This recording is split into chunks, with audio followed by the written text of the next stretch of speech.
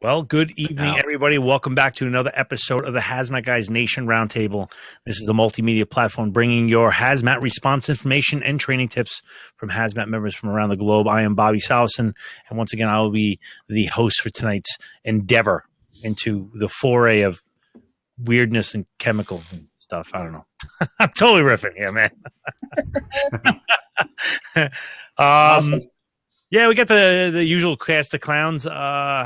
Mike is We got there. everybody here tonight. We have all hands working here, which is This is and I see the chat room is filling up very quickly, which is great. Why don't we just start with what was recent? Bob, you had the Florida Rescue Expo Symposium Conference. Yeah, something Okay. kind of like that. First, I see Bob Lundgren's on. So, Bob, I just want to let you, Yankees, we're getting ready, bro. Season's about to start. Rub it in a little bit.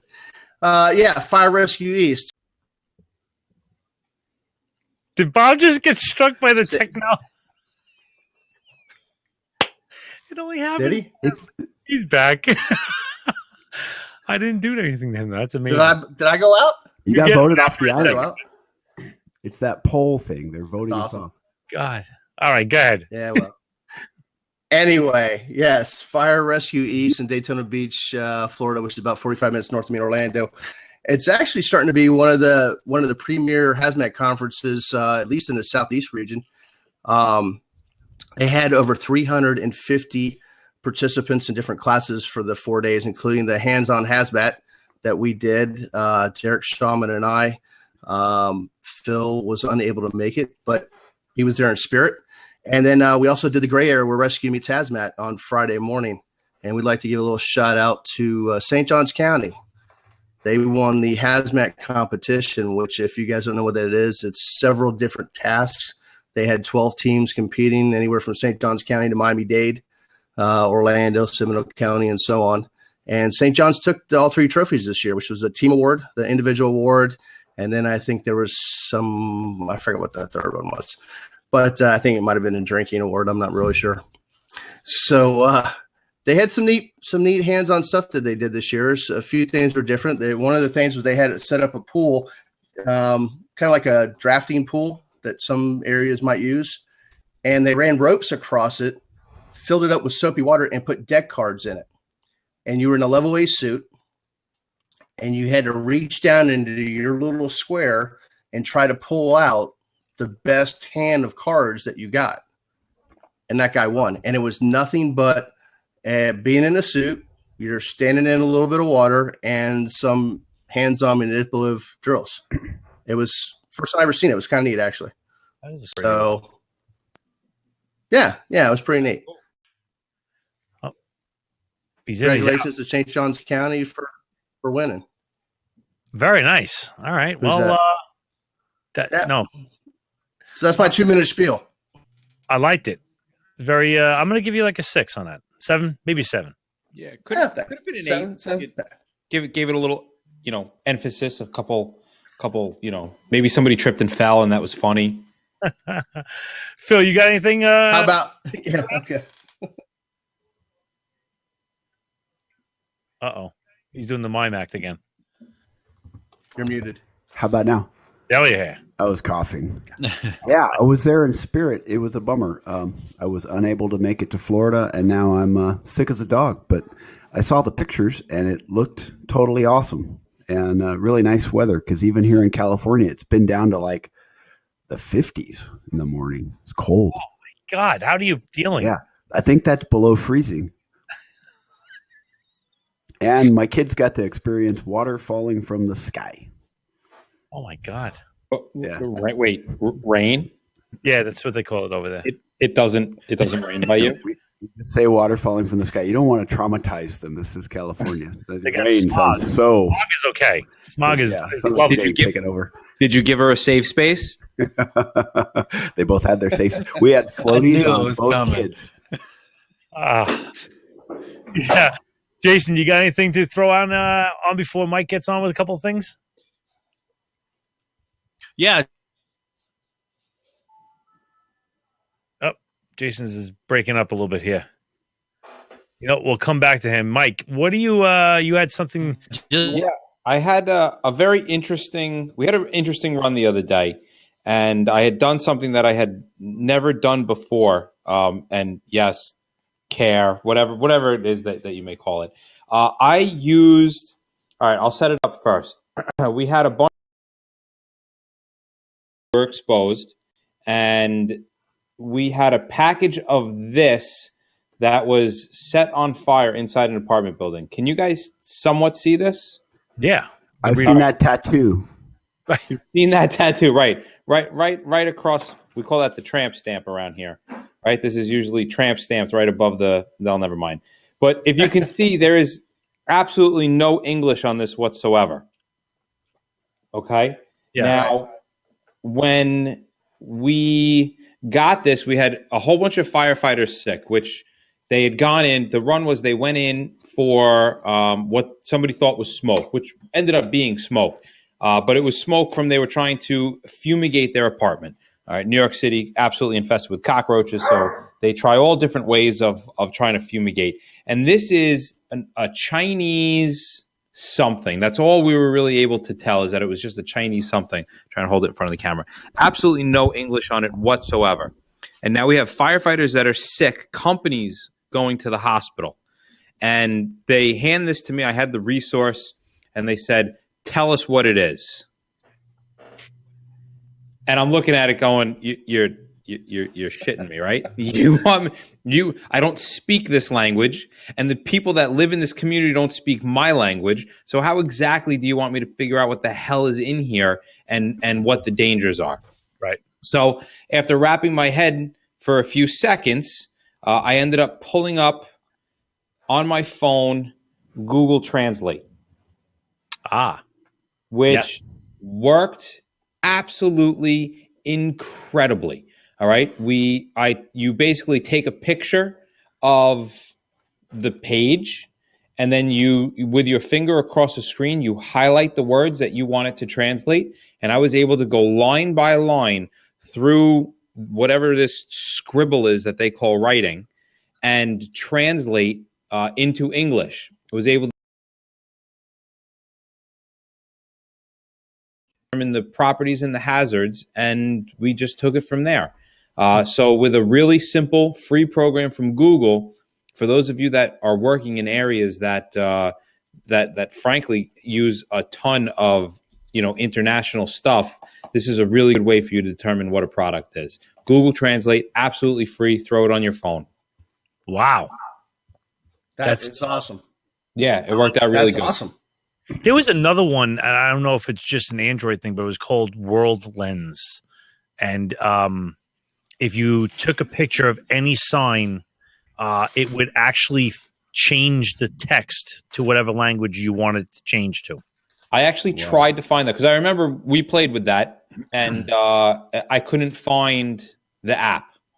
So I ended up just trying the Google Translate, and it didn't work the same because, like you said, the one that we played with, it literally just changed the words on the picture for you. So it was looking like you were looking at whatever sign or paper you had shot, but it put the words in. This didn't work the same way. I had to go line by line. Hey, Mike, the government trying to shut us down. It cut off right when you said what it was. Can you repeat what it was? Oh, I didn't say what it was. What's in the box? What's in the box? Oh, geez, I actually don't. I'll take door number 2 for 100. It was some Chinese. It wasn't a chemical manufactured here in the United States, and I can actually pull the report back up to tell you exactly what it was. It was one of it was isoprocarb was one, which sounds like something Bobby would eat during his keto diet. And the other one I don't remember, but the isoprocarb was the main ingredient. It's a Chinese manufactured chemical. So finding the MSDS was interesting, to say the least. And we just took it from there. Was any testing done on the product itself while you were doing that? No, because they ended up burning off all the product. The way that these people do it is not these people, but the people in the apartment, don't want to get nailed for racism, is that they put it in a bowl and they basically light it on fire. causing it to fumigate and smoke. So by the time the first 2 units got there literally was smoke in the apartment, but it was a vaporized or product form of whatever this isoprocarb was. Wow. So, all right. So, Did they have any signs and symptoms like of the pesticide? No, not of pesticide. They did have severe burning throats, burning eyes, burning mucus areas because they, you're just investigating like a food on the stove. We could pick apart, the Monday morning quartering back with the entering without an SCBA, but let's be real. You get a sign of smoke in the apartment, you're not really putting your mask on in the hallway before you know what's going on. So they had the burning of the throats, and I actually checked them for pinpoint pupils. There was nothing. Their pulse was normal. Their blood pressure was normal. So no, they didn't have, like an organophosphate type reaction. This was more of a severe irritation. Any meter reactions in any of the channels like the WMD, like the AP4C or anything like that? No. Interesting. Nope. And no LEL at all? Nothing. So what did you do? Positive. There was a slight rise in the PID, but in all fairness, by the time Hazmat got on scene, I think it was like the 3rd due unit masked up, went and ventilated. So by the time we got there, the apartment was essentially empty. It had been vacated. It had been ventilated. Windows were open. They had fans set up. So there was really nothing for us to monitor. We were basically brought in and given this and told, please figure out what this is because we have 3 companies going to the hospital. Weird. All right. Well, I mean, people are asking exactly what it was called. I'll type it out. Yeah, if you could just throw it into the chat so people can see what it was. Some good information here. We've had these things, and I'm sure you guys have too, but usually we don't have them in this format where the language was a barrier on the piece. Usually we have them where they hit the LEL and we have almost a flash explosion and overpressurization of the house. And we've seen partition walls go down, bowing of exterior walls, windows blown out into parking lots, and the like, ceilings drop down, and that kind of stuff. Have you guys seen that stuff? Yeah, but I'm with you. Yeah. I'm waiting for the other 3 to answer, and it's just dead silence. Yes. It's all it needs to be. I'll jump in there. No, we've not seen that. Well, I guess it's only in New York City, but interesting. Well, no place else do you need 16 roach bombs to get rid of a few cockroaches. We need to get 6 individual little roach bombs in a 600 square foot apartment. I guess you figured it was 1 per 100 square foot. Yes. So we got 6. That's not good. It doesn't work like that. If one is better. Mike, what was the location at in Flushing? Oh, Flushing in Queens. That's up by Shea State, or now Flushing. They would call it home of the Mets. Right where that JV team plays. I think. Oh, home of the Mets. I don't even know. I don't watch. So, what were we doing tonight? We were doing. Anybody else have anything else before we try to play a couple rounds of the game show? I try to stump you. Just real quickly, I talked to a couple guys from Miami-Dade about the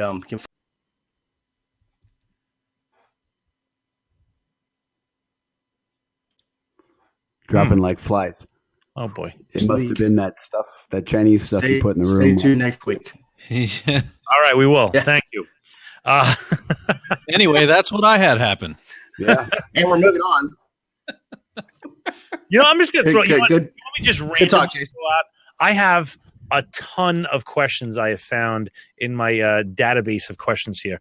I have random stuff from the operations through the specialist level. You guys want to just throw some stuff at you and see if how we do and see what the chat throws out there. Try not to cheat by looking at the chat, though. I'll throw some easy ones at you. Yeah, throw out 5 or so. Yep. How about what UN class is flammable liquids? UN or DOT? UN hazard class. Say it I again. know what gasoline is. So are they all in that same family? UN hazard class includes. UN hazard class for $100, please. Isn't that class 3? Flammable liquids? Yes. Class What 3. the audio on mine cut out. What was the question? You suck. You're going to do that. No, I didn't hear. All I'm hearing is What UN hazard class includes flammable liquids? So did UN turn the DOT turn into UN when I wasn't looking? No, it's right. UN. I thought the Right? UN was the four. DOT the class. 4-digit UN code, Are you talking about 1993 704s? gasoline or you, class DOT did 3? everyone just disappear? All right. Yeah, class 3 for DOT, and then the DOT. UN. And I guess you're referring to the, like, if you were to look on that box in the ERG, you've got the hazard code on top, and you have the UN number on the bottom. Right. You're referring to that number on top. Yeah. Yes. Okay. That's right. Guess it make me fucking all right. Jason Kerr. All right. So in NFPA 704 system, what indicates the minimum hazard? What number? 0. 0. Zero for Damn it. 100, please. All right. And as a bonus question for the chat room only, what is the minimum hazard in the new global harmonization? This is an add-on question. Double them. Oh, I think they're still answering the old question. I hope they're still answering. I hope they're still answering the same. There we go. Todd Burton with a 4. It is the opposite of the old system. All right. What? Yeah, I don't know why. When you have a train consist, it will include a list of trains from the front to the back to the front, the lightest to heaviest, or the heaviest to lightest. The front to the back. I'm going to go front to back. Front to be different. This is not the way you wipe. This Wait, is this is the manifest? Back to front. manifest. The train Back to consist. front. And I'll tell you why. See, there's a big discussion here. Front to rear, front to rear. I'm with Phil. What's global harmonization? Thanks, Christine. Thank you. Something in California. I honestly, I don't see the answer that's correct here. I have a thought of why I'm it's back almost to sure front. it's from the engine to the back. I do not have an answer here. It seems like I picked the wrong one. I'm a knuckle. What's your theory, Phil? Phil says he's got a theory. Because the guy in the caboose has all the paperwork. If it's got a caboose. I don't know. I'm still stuck. I think. Well, where does the isn't it I'm the proving. engineer that has it? The Isn't it engineer the has to have it. engineer has it. So where does Well, he sometimes they sit? push I the don't know where train. the engineer He's up sits. front. He's up front. Okay. Yeah. I'm just proving that the smartest people in the room are down the side column. we're falling apart here. All right, let's see. Well, this is what it's supposed to be. Right. Here's a good one for the old chat group. Which of these senses is the safest to use in the detection of hazardous materials? And don't give me the no sense. Is it taste, smell, vision, or hearing? What's the safest? Taste, smell, vision, or hearing? I'm gonna go with. I'm going with vision. I'll go with vision. I'm gonna go with vision. Right, because I can see a star, and that's shitloads away. Is this by like the regs or how you really would figure out This what it was? These are from IFSTA. Because I like to take a woof, but Yeah, I mean, IFSTA's not going to say that. So use. I'll like anything. Give it a shot. Doesn't Vision. kill me and makes me smarter. Todd says he likes to smell things. That's excellent. Thank you, Todd. Excellent. Thanks, Todd. We're on the same page. All right, let's see. Well, what was the answer? It is vision. It is vision.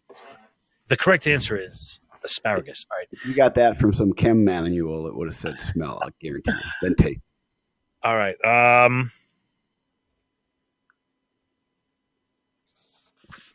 What level of incident is the most serious of all hazardous materials incidents? Is it level 1, 2, 3, or 4? We go with level 3 for 100. That's an East Coast thing. Oh no, it's not us. We don't have that. Actually, I think Massachusetts uses it. A lot of Massachusetts? lot of state. Bill was saying tier 4. There we go. 4. Bob. Yeah. Northeast. Is it really an East thing? We don't really call it that. We call it in different alarms. But I guess it would be called a tier. Racing a 3, Todd Singh a 1. I was under the impression it was a 4, and that's the answer I have from IFSTA is a 4. And actually, it's funny because, like they were talking.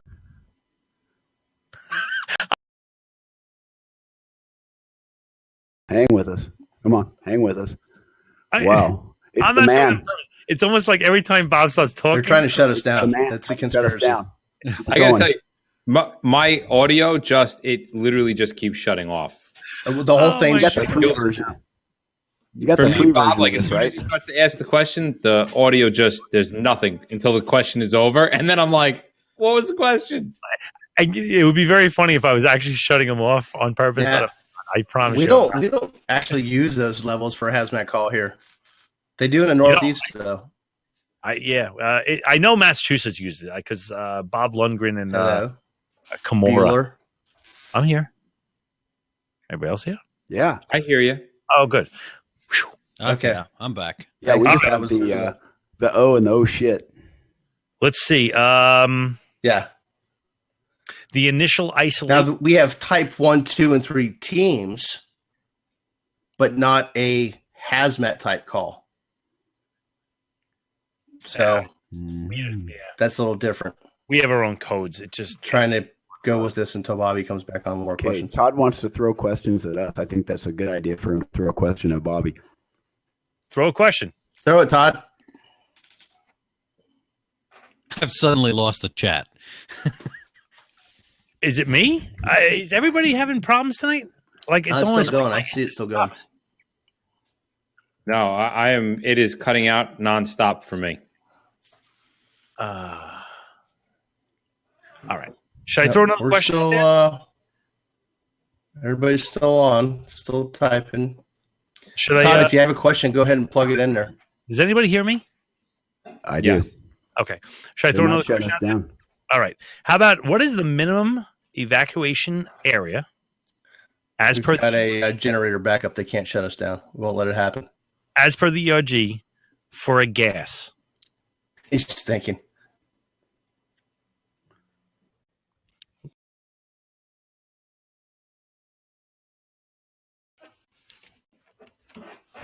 I'm going to say that again because I don't know how many of you heard me. Did anybody hear me? Oh, there it is. The answer. Now, you were out for like 2-3 minutes. There's a whole bunch of people answering my question. Here it comes. What is the minimum evacuation distance as per the ERG of a gas?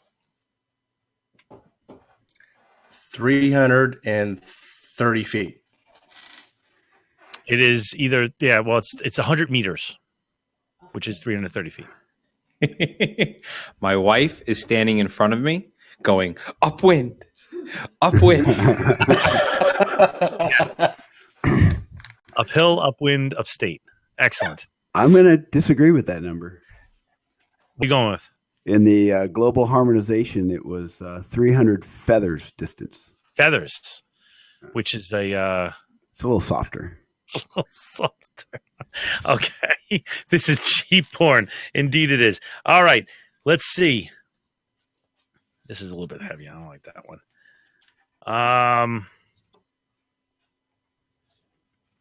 What level of operations do responders not in which type of operations do responders not take direct actions on the actual problem? Is it offensive, defensive, intervention, or non-intervention? I'm going to go with defense. Defensive. Offensive, defensive, intervention, or non-intervention? Well, that's a good question. So offensive Which would also be classified. good. Well, offensive, we're playing in the product. I was just going to say, and defensive, I would say, is the operational level. Well, no, defensive, I would say, yeah, right. Operation, I would say it's going to be damming, diking. So you're actually taking action against the problem. So I would say that's not true. Enough with the cussing. I didn't curse. Oh, I heard damming and diking. Then you got intervention, which I've honestly never heard of. Has anybody ever heard of intervention before?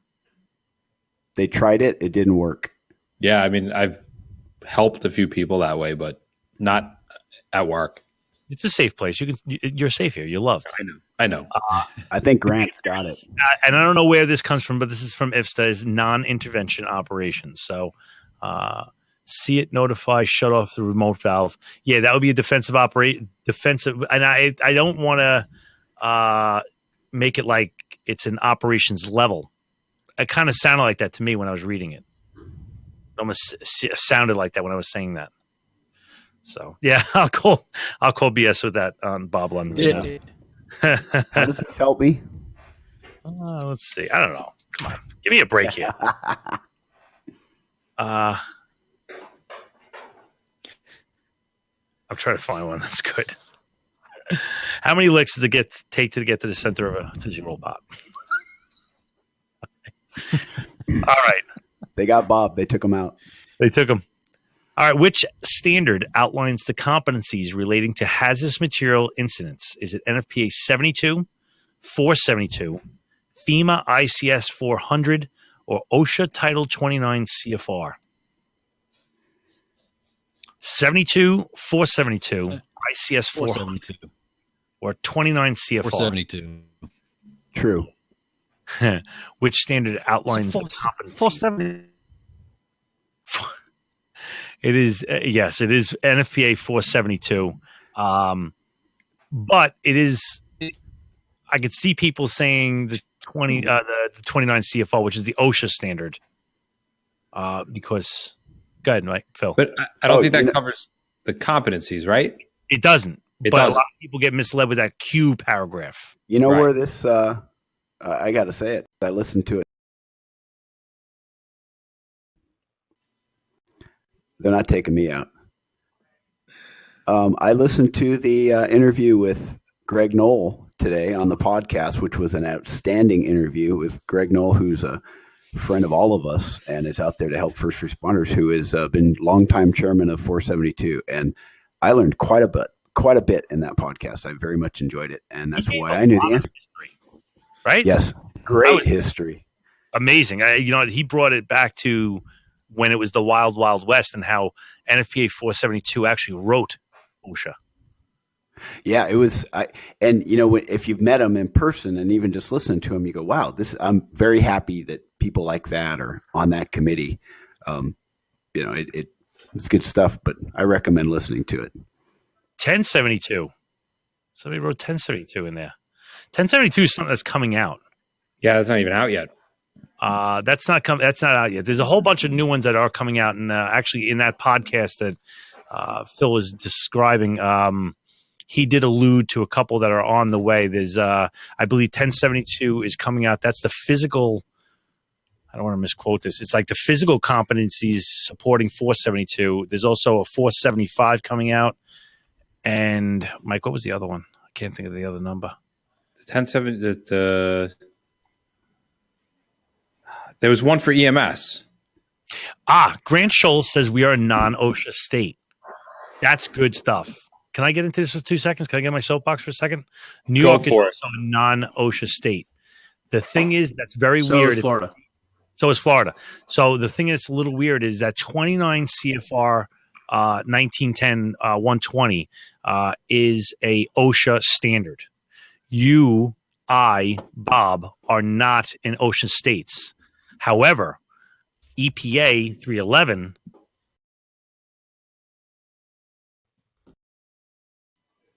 Did I come back? Am I back? I saw my screen. Yep, you're back. I'm back.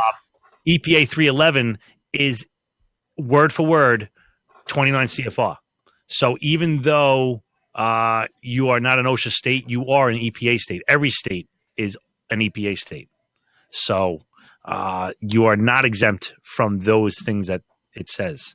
So check that out. If you're confused, you can check out the podcast because we went through that ad nauseum about how people might get around that. So we're about wrapping up this episode of Technical Glitches. Let's go around the table. Phil, where can we find you? I'm at home. I was supposed to be working today, but I'm out sick. If you guys need me. Let's see. Upcoming for me, as I think most of us, is FDIC, which I'm really stoked about because it's not necessarily known as a hazmat show, but we'll be taking the show that we've all participated in, which is that gray area where rescue meets hazmat. And a lot of people on the sidebar there have helped with the content that's going into that. Excited about that. So, and Hazmat Nation, if you got something, send it to us and we'll make you famous. Nice. Mike? You can find me at, where you can email me, Mike at the Hazmat Guys. You can always find me and Bob's podcast, the Hazmat Guys. Look up some episodes. We've got some good stuff coming out. And you can reach out to us also on Facebook and Twitter at the Hazmat Guys. Find our show on, YouTube, Google, everywhere. Yeah. Bob? You can get me at hcmtlt@gmail.com or bobkosh@hassim.com. And look forward to seeing everybody at FDIC. Jason Rogers, go with it. Jason Rogers is no longer with us, I guess. Or not. We're trying to take him out. Is he there? All right. I am Bobby. Jason, you there? Yeah. All right. Where can we find you? We're always looking for good content at Hazmat Nation. You can reach me at Jason at hazmatnation.com. Just to plant the seed for FDIC, maybe we should do another show like we did last year, get everybody together and do something. So maybe those that are in the area or coming to the show can come watch live like they did last year. So maybe we'll plan that out. We shut that place down, though, and we're going to have to find a new venue. Too small. Fire marshal was in there. It was crazy. Unlimited drinks. I am Bobby Salison, and we are on behalf of the Hazmat Guys podcast. Like Mike was saying, if you're a subscriber or if you're not even a subscriber, please get in there because we are in the process of doing 3 major impacts to our podcast. 2 of them that I'm pretty comfortable talking about right now of creating completely new shows that we think are going to be pretty well received. So check them out. They'll be out in maybe a month or so. And we'll be around town or something like that. So if you want to go check out our Facebook pages at Hazmat Nation and the Hazmat Guys, and be sure to catch next week's show, 21:15 hours Eastern Standard Time on here, Webinar Jam. Mike, they don't have to re-sign up, right? Basically, once they put their email address in, they get notified when these. Once they put their email, if you put your email address, if you put in your email address, when you get a thank you, you need to find that thank you, and on that thank you is a button that says permanently subscribe me. So if you don't hit that, then yes, you will need to resubscribe every week. If you hit that, it's the same link. It should just push you right in. All right. And we are going to be producing a podcast version of this that you can find on iTunes under the Hazmat Guys Nation. And this will also go to YouTube. So on behalf of everybody, I would like to say thank you and good night.